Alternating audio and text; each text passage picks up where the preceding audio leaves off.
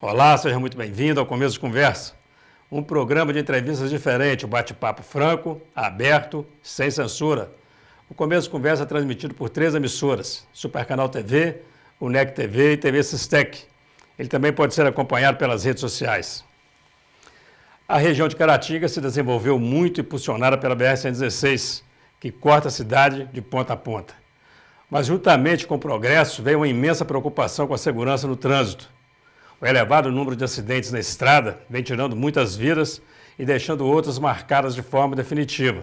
Nosso convidado de hoje luta para ajudar a resolver esse problema. Ele nasceu em Ponte Nova, mas já percorreu quase todos os estados do país a trabalho. É engenheiro civil com especialização em engenharia de avaliações, auditoria e perícias. Ele é casado com Isabela Santana e pai do Davi e do Diego. Há 10 anos ele atua no DENIT, o Departamento Nacional de Infraestrutura de Transporte. Ele está em Caratinga há pouco mais de um ano e já coordenou uma série de pequenas obras que vem ajudando a reduzir os acidentes no trecho urbano da Rio Bahia. Logo após o intervalo eu volto para falar com esse convidado muito especial de hoje. Não saia daí, nós voltamos já já.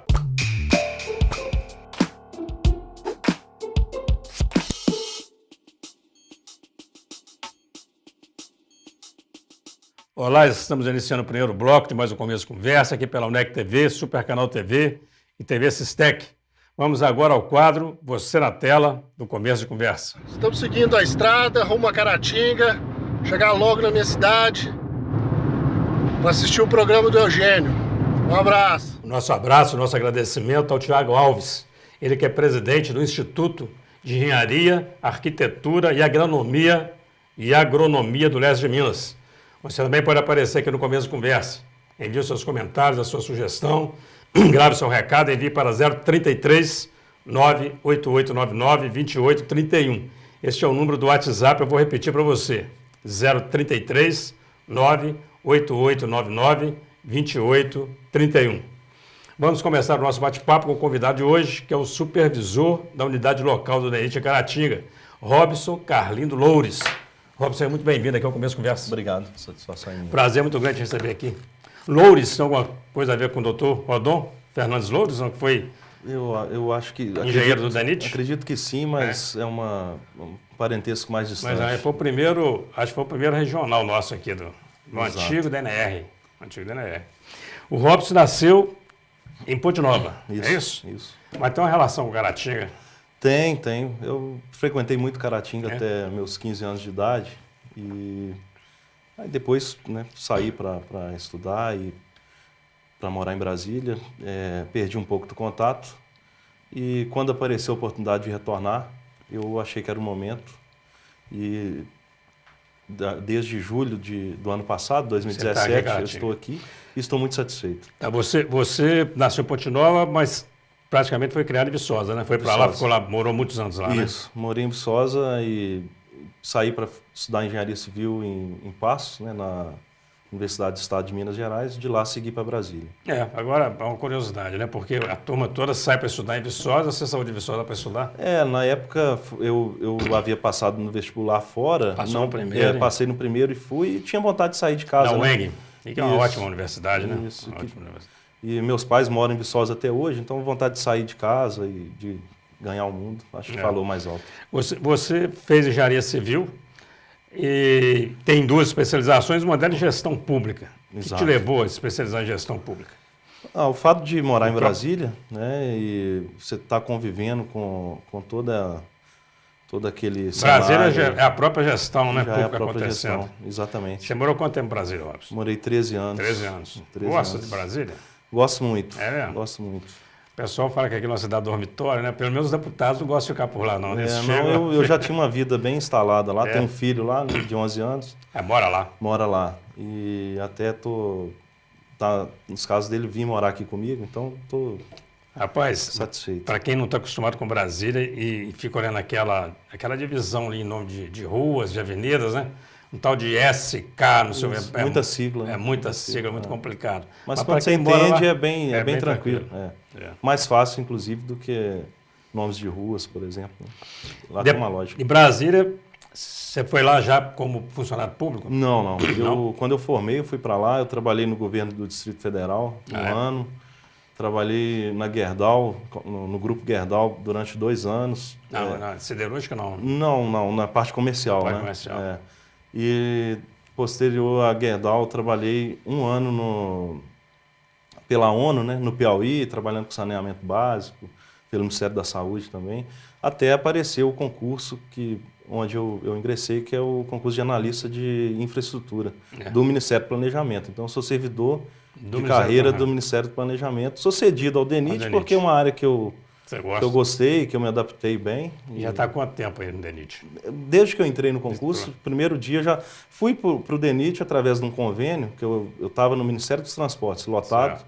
Fui através de um convênio, fui para o DENIT e há 3 anos que eu sou cedido, como se eu fosse servidor do DENIT. Né? Eu falo que engenheiro é trecheiro, né? Eu também sou engenheiro de formação. Trabalhei na Gerdau também, mas aí trabalhei em siderúrgica. E, assim, no período muito pequeno, eu morei em Juiz de Fora, morei em Recife, passei por Fortaleza, voltei para Juiz de Fora, cheguei para Caratinga, Volta Redonda, Caratinga, é uma loucura isso, né? E como é que você acostumou com essa vida? Como é que faz para conciliar a família com morando em cada um monte de locais? Meio complicado, né? É complicado, né? Família é meio difícil de conciliar, mas eu acho que cada um vem com uma missão, né? Na terra, e minha missão é essa, eu estou tentando. E Caratinga veio para ficar, não? Pretendo. Apesar de ter, pelo trabalho que a gente vem fazendo, volta e meia, existe alguma sondagem para a gente poder sair, mas se depender de mim, eu fico, só saio mandado. Eu queria entrar agora então nessa parte nossa do trabalho mesmo em Caratinga, porque Caratinga é uma cidade que, quer dizer, desde que eu cheguei aqui, eu tinha 4 anos de idade, você já ouvia falar em DNR, quer dizer, no posto do DNR aqui em Caratinga. E essa rodovia cortando essa cidade toda, que é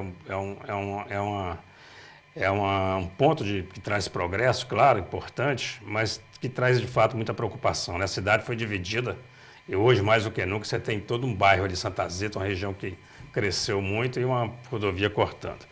E a gente, sinceramente, assim, nós vimos pouco avanço até então, né? Mas nesse último ano, realmente, assim, a gente não tem visto grande obra, mas as obras estão aparecendo, estão, de fato, colaborando muito com a segurança. E esse trabalho ali, por exemplo, na BR, da travessia dos carros, né? Eu acho que está muito tranquilo, quer dizer, você demorava horas para conseguir atravessar essa Rio Bahia, a não ser que fosse pelo viaduto. Isso é um trabalho que você chegou, pegou, isso tem pedido, já tinha projeto, como é que acontece isso? Não, isso, para começar, quando eu cheguei aqui em Caratinga, a unidade esteve para ser fechada. Né? Então, através do superintendente Fabiano Cunha, deputado Mauro Lopes, enfim, algumas pessoas que contribuíram nesse processo aí de não deixar a unidade de Caratinga fechar. Então, fechou Rio Casca e manteve Caratinga aberta. Era para Rio Casca ter permanecido e fechado Caratinga. Então, isso aí já foi uma grande conquista para o município e para a região. Com certeza. Né? Após a minha chegada aqui, a primeira coisa que a gente fez foi entender o que estava acontecendo. Né? Como eu disse, ficou 2 anos sem supervisor. Né? Ora vinha o supervisor de Valadares, ora vinha o supervisor de Leopoldina, para poder despachar aqui. Então, praticamente parado. Né?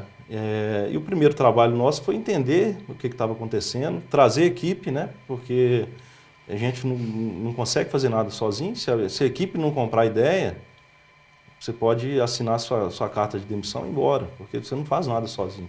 Então, nosso pessoal aqui, tanto servidores terceirizados, as empresas contratadas, eles acreditaram num projeto e que era possível haver mudanças substanciais dentro do órgão aqui em Caratinga. Né? Então, a primeira coisa foi isso. Passando para as questões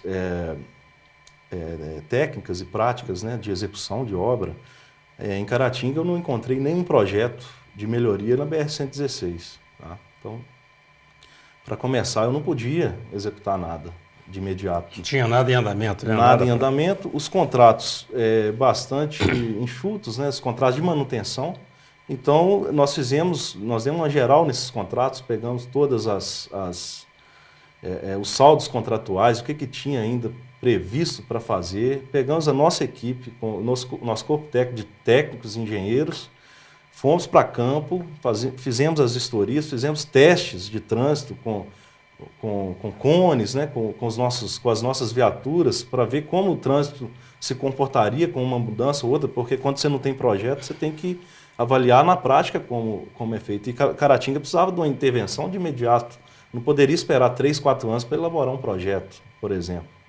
Então a gente decidiiu enfrentar o problema e está fazendo essas pequenas intervenções que trouxeram grandes resultados. Nós estamos terminando o primeiro bloco, eu quero voltar no segundo, ainda dentro desse tema, mas questionando justamente isso. Quer dizer, quando você tem um gestor que ele tem um interesse político, ele é completamente diferente do gestor que está ali como um servidor, né? Porque o político ele fica pensando em grandes obras, em troço, é uma megalomania, um nismo danado em termos até de verba, né? E de projeção. E às vezes são pequenas ações que vão dar um resultado imediato. Nós vamos para um rápido intervalo, você não sai daí, a conversa está muito interessante.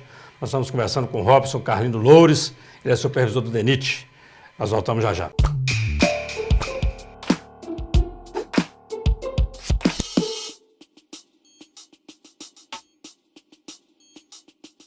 De volta com o começo de conversa, hoje recebendo Robson Carlindo Santana, que está nos falando sobre o seu trabalho no Departamento Nacional de Infraestrutura de Transportes. O Robson, nós terminamos o primeiro bloco, está falando sobre a megalomania dos políticos, né? do gestor político. Às vezes está precisando de um trevo, fazer um trevo, alguma coisa mais simples, e o cara fala, quero fazer um viaduto, e faz projeto, e passa o mandato dele e não faz nada, né? No seu caso aqui, você optou, deve ser até por conta das condições mesmo, do que o Estado pode oferecer agora, por questões mais simples que têm resolvido o problema, né?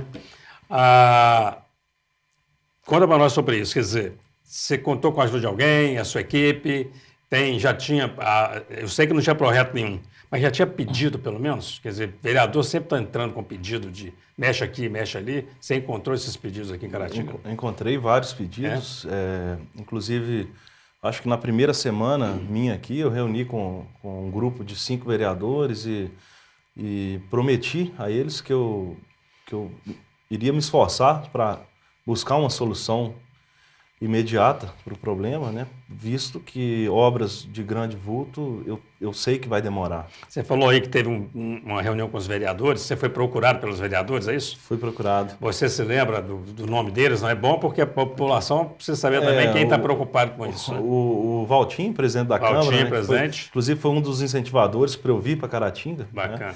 Né? O Johnny, o Rominho, o Ronaldo, Elinho, Guerrinha. Além do prefeito, né, também que me recebeu muito bem e esteve comigo no início também solicitando essas intervenções. Eu acho que foi importante.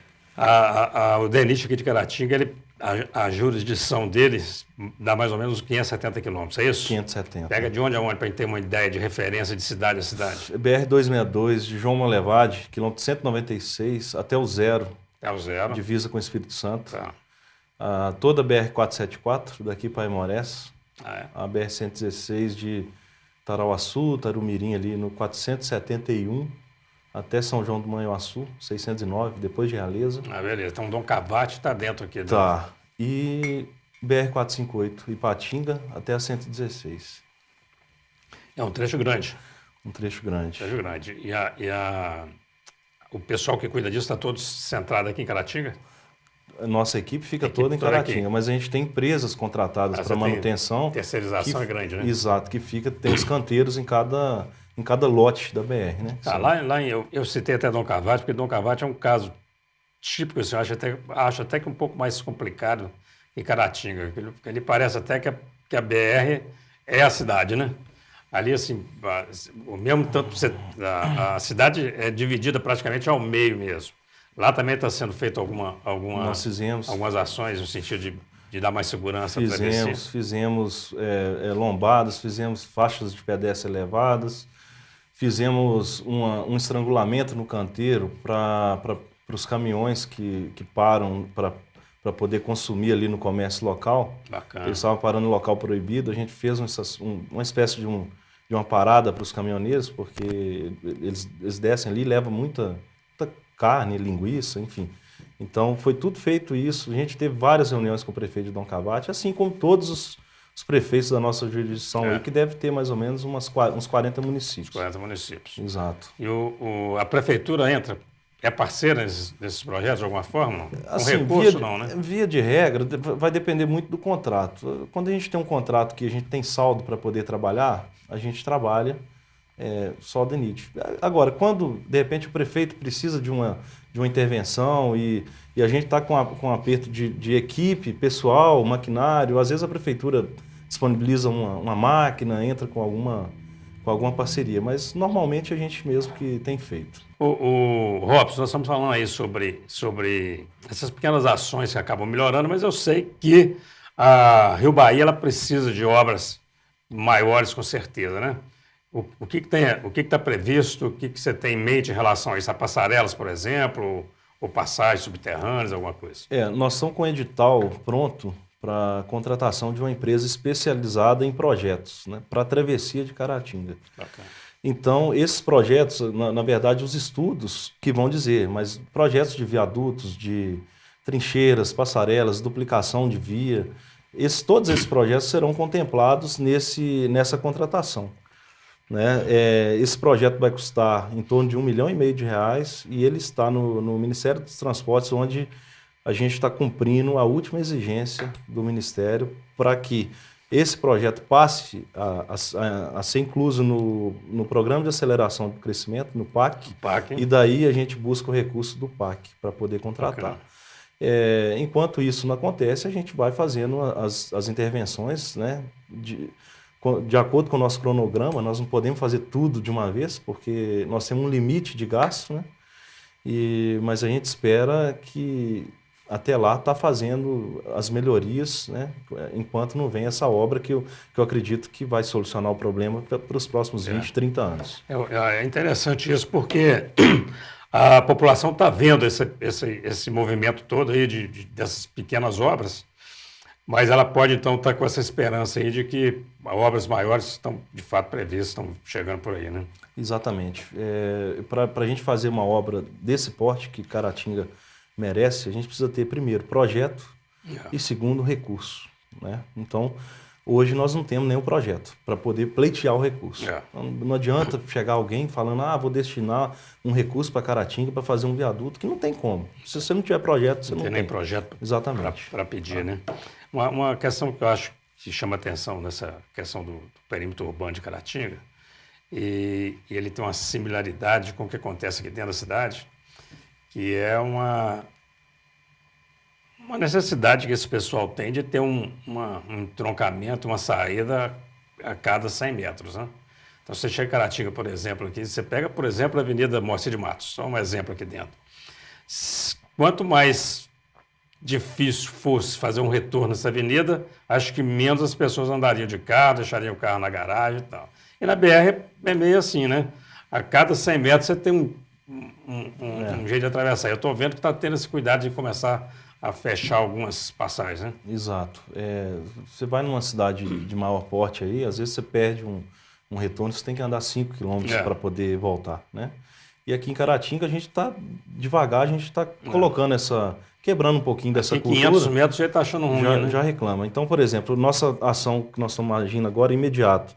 Nós fechamos a Rua Lamartine, o acesso da Rua Lamartine para quem cruza a BR, né? Vamos fechar o retorno ali do Uai também, o canteiro central vai ser fechado. Bacana. Então, isso aí dá para nós uma otimização da segurança, diminui acidente, comprovadamente, né? E aquele retorno da Uai, eu vou te falar, eu sou um que utilizo, toda vez que venho, tento atravessar ali, é sempre arriscado. Porque vem uma lombada ali do viaduto, ali realmente não faz sentido, quer dizer, posso mais embaixo e virar lá perto da Itapemirim. Nosso objetivo é acabar com retornos onde o motorista cruza as 4 pistas simultaneamente, tá? e diminui ao máximo o risco de acidente por colisão. Tá? Então você pega o último feriado aí, pelo balanço da PRF, 74 mortes, quase a sua totalidade por excesso de velocidade ou ultrapassagem irregular, acidentes por colisão. Eu ia até perguntar isso, se você tinha esses números do período de implantação dessas pequenas ações até agora, se já dá para fazer um balanço de redução de acidentes? Nós fizemos um balanço há uns 3, 4 meses atrás que a gente viu que a redução foi muito grande, mas eu não tenho os números agora para passar, não. Mas, por exemplo, vou citar só o retorno da Ford, por exemplo. Naquele ponto, houve um acidente, depois que nós fizemos a intervenção, um acidente com morte, que foi um motoqueiro às 4 horas da manhã, embriagado, sem habilitação. Então, para esses casos aí, é só ajuda divina, né? Só Deus na causa. Então, não tem engenharia que dê conta. E o outro caso, por exemplo, o bairro Esplanada, que ali o trânsito parecia a Índia, né? Só faltava as vacas. Exatamente. Então, ali, você pega aquele ponto, eu desconheço que teve acidente ali depois que nós fizemos aquela intervenção. E ali tinha uma vez por semana, eu não sei precisar quantidade de acidentes. Então, só para citar 2 pontos, né? Posso até citar o terceiro, que em termos de travessia facilitou demais, que é o da rodoviária. Você não conseguia sair da rodoviária nova para pegar a BR, ou sentido centro ou sentido Realeza, era muito complicado ali. E realmente, assim, as ações que foram tomadas ali facilitaram muito, trouxeram mais segurança. Nós vamos para um rápido intervalo, você não sai daí, nós estamos recebendo hoje o supervisor do DENIT, Robson Carlinhos Santana. Nós voltamos já já.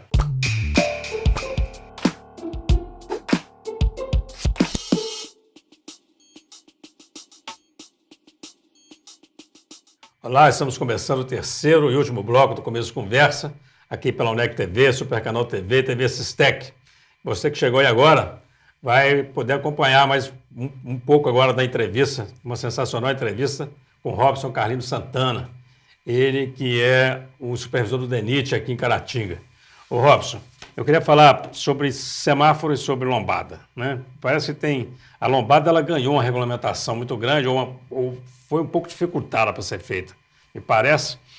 E em alguns trechos urbanos a gente vê o semáforo. Eu queria, primeiro vamos lá no semáforo. Por que Caratinga não tem sinal de trânsito ao longo do perímetro urbano?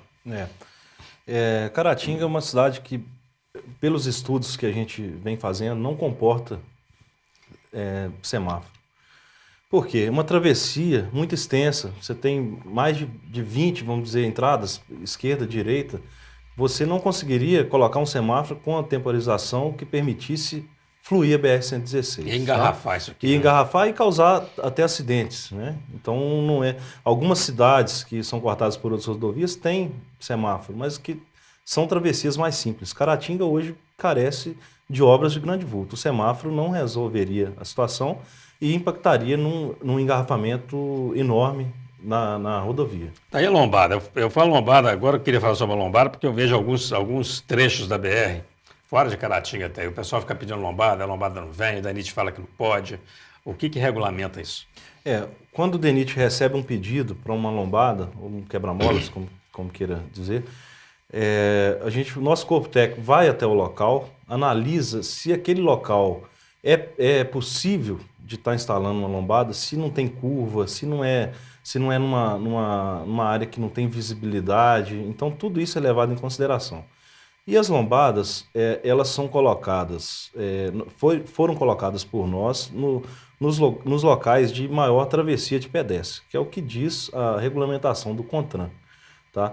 Agora, você vai me perguntar, eu gosto de lombada? Não, mas eu prefiro a lombada do que acidente. Então, eu estou trabalhando, nesse primeiro momento, com a lombada.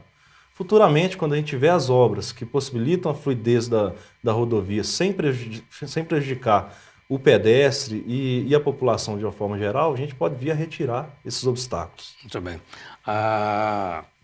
Eu queria falar agora sobre educação para o trânsito, um pouco, porque tem locais que a gente sabe que existe a passarela e o sujeito morre atropelado, porque ele resolve atravessar a rua, né? Em Caratinga a gente não tem a passarela, então assim, o cuidado precisa ser maior até. O caratinguense, você acha que ele é educado para isso? Eu não vou falar educado, mas é uma realidade do país. Tá? falta de educação não é, porque todos os condutores passaram pela aula de legislação, né? Então, acho que a questão é cultural. Né? De estar burlando as normas, as regras, de dar o jeitinho. Do né? motorista que não espera, Exato. do pedestre que avança. avança. Eu percebo também que o pedestre também, ele no centro de Caratinga mesmo, né? Tá o sinal para o pedestre fechado, ele avança para passar. Então, eu acredito, e isso está no nosso plano, assim que a gente concluir essas pequenas intervenções aqui em Caratinga, já temos o respaldo da Polícia Rodoviária Federal, já falei com alguns setores aqui da sociedade para a gente fazer uma grande campanha de trânsito. Né? Aí o DENIT encampar essa campanha para poder ser um marco, né, do trabalho. Né? Finalizamos a primeira etapa em Caratinga. Então seria mais ou menos dentro dessa linha aí. Quais são os grandes desafios aí do supervisor de uma região grande como essa? Os desafios são fazer o planejamento bem feito, né? Elaborar planos de trabalho que venha a possibilitar virar contratos, né? Após esse planejamento, buscar os recursos, né? O grande desafio nosso que nós estamos fazendo hoje, a gente deve estar mais ou menos aí com uns 10 a 15 contratos em andamento para viabilizar a contratação, né? Então, de conserva, eliminações de ponto crítico, enfim, são várias questões que a gente está olhando. Nós estamos olhando também uma possibilidade de construção para uma nova sede para o DENIT, né? Porque a gente está numa estrutura precária que tem mais de 40 anos. Então, assim, está tudo dentro do nosso planejamento. Eu acho que o grande momento que a gente está vivendo de troca de governo, então nós sempre estar bem atento e trabalhar para tirar o melhor. Para poder tirar o melhor. E a gente não sabe o que vem, mas a gente espera que a gente consiga, pelo trabalho, pelo empenho. Você está falando uma série para o DENIT. O DENIT tinha uma área muito grande ali, né? Uma área que foi cedida ali para o Fórum do Trabalho, porque ele era até Receita, a casa do supervisor, depois da Receita, depois uma área cedida para o próprio Fórum. Exatamente. Né? E a área que nos sobrou, ela é ali perto mesmo. Ela em frente ao seminário. O seminário, em frente ao santuário. Ela é mais do que suficiente em área, porém tem aquele prédio que é um prédio antigo. Eu acredito que vai ser difícil para a gente demolir e construir um novo. Então, a minha ideia ali é conseguir um novo terreno e doar aquilo ali para a prefeitura, para fazer um museu, uma casa de cultura, alguma coisa que seja bom para toda a população. Robson, aí, o que faz um engenheiro rodar o Brasil inteiro e parar em Caratinga? Isso é uma curiosidade. É uma pergunta boa. Realmente, eu tive trabalhos em 25 estados, só não fui no Amapá e Roraima, então, do Brasil. E vim parar em Caratinga. Eu tenho uma relação muito próxima com o superintendente regional, que fica em Belo Horizonte. E à época, há 1 ano e meio atrás, eu estava querendo vir para mais perto, né, da minha família e tinha a possibilidade de vir para Caratinga. Então, eu falei, não, então agora é minha hora de escolher, né? Porque até então a gente vai aonde está tendo oportunidade. Né? Então, aqui casou a oportunidade com a minha vontade. Então, foi isso. Aqui deu certo, juntou aí a fome com a vontade de comer, que a gente fala, né? Exatamente. Porque engenheiro é trecheiro, ele vai para onde manda, né? Exatamente. E a sua família hoje, ela está na região ainda de Ponte Nova, Caratinga, é isso? Tá. Meus pais ainda moram em Viçosa, né? Moram em Viçosa. Isso. Bacana. E minha família tá bem aqui, então eu pretendo continuar por mais tempo. Tomara, nós desejamos muito sucesso para você aí. O trabalho está bom, a Sociedade Caratinga, ela recebeu muito bem essas intervenções que estão sendo feitas. Percebe-se claramente um aumento da segurança, uma facilidade de utilização da própria BR, da travessia BR, que era muito complicada, né? E é importante, você e sua equipe estão de parabéns. É importante falar também que a gente deu uma nova cara para o DENIT Caratinga. Hoje, qualquer cidadão que queira ir ao DENIT para fazer alguma sugestão, alguma crítica, bacana, as portas estão abertas. Quando eu estou lá, porque a gente acaba viajando muito na região, mas quando eu estou lá, eu paro o que eu estou fazendo e recebo, independente de quem seja a pessoa. Bacana, e todos os meus subordinados estão orientados para agir dessa forma. Que bom. Bom, é um novo DENIT. É isso aí. Bacana. Você tem agora 1 minuto para suas considerações finais. Você vai se dirigir a essa câmera aqui, deixar o seu recado aí aos internautas e aos telespectadores da UNEC TV, TV Sistec e Supercanal TV. Tá. Eu gostaria de agradecer a todos os telespectadores, internautas, agradecer ao professor Eugênio pela oportunidade de estar aqui expondo um pouco do nosso trabalho. E falar que eu só tenho a agradecer à cidade de Caratinga, que me recebeu muito bem, né, que está acreditando no nosso trabalho, e eu pretendo, enquanto tiver esse ambiente de aceitação do nosso trabalho, eu pretendo continuar aqui por muito tempo, e só tenho a agradecer a todos. Muito obrigado. Rocha, muito obrigado. Prazer muito grande recebê-lo aqui, viu? Prazer meu. Começo de conversa está sempre aqui às ordens do supervisor, as suas ordens, da sua equipe, do DENIT, sempre para um bom papo, uma boa conversa. É isso aí. E boa sorte, bom trabalho para vocês aí. E você que acompanhou o Começo de Conversa, muito obrigado pela atenção, pela audiência. Até o nosso próximo encontro, se Deus quiser.